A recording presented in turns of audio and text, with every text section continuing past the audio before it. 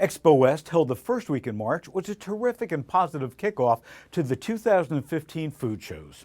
Record attendance of over 70,000 people and enough exhibitors to swell the walls of the over 800,000 square foot of exhibit space to include outdoor food trucks, tents, and most of the ballrooms of the adjacent hotels. On an excitement scale of 0 to 10, little doubt, Expo was 9.7. Food shows need to be a celebration, exciting, and fun. South Bites at South by Southwest is now in its second year. This community of innovators through the lens of food promises to be the next important food show. This past week, Addie Broyles of the Austin American-Statesman and I presented Grocery Wars, the future of buying food, to a standing room only crowd, which overflowed into the hallway, who was hoping to join in our discussion. That was until fire regulations restricted that the hall be cleared. Grocery Wars audience was not what you would have expected.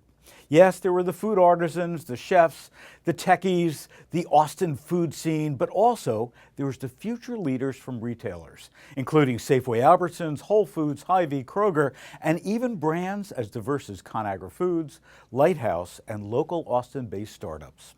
What made my 3 days at South by Southwest so exhilarating was the collaborative energy and openness to explore what could be.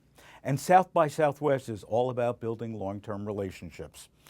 No suits, no plastic-looking models hired for the day, of course, except for one mass-market beer brand.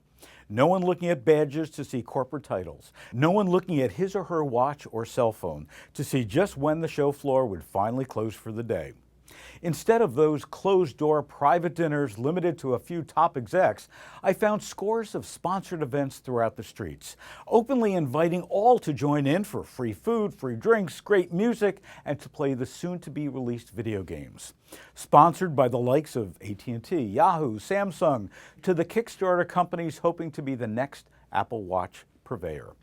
Their goal was to meet as many people as possible and to share their brand experience and to build a long-term relationship for the future. The South by Southwest trade show floor packs and gets into overdrive everyone's senses and brains, and made me wonder when the last time was that I had this much fun and excitement on a trade show floor. I found a device on farmlands that detects temperature, weather conditions, soil conditions, and water. Also includes a camera that can allow consumers connected to a social network the ultimate in ag transparency, and also connects them to the farmers. And an electronic circuit printed on paper using metal particles to give farmers real-time measures of soil moisture for irrigation via radio waves.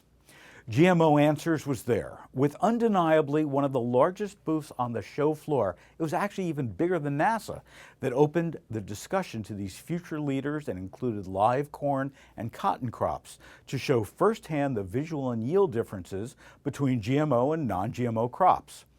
These two shows are quite different.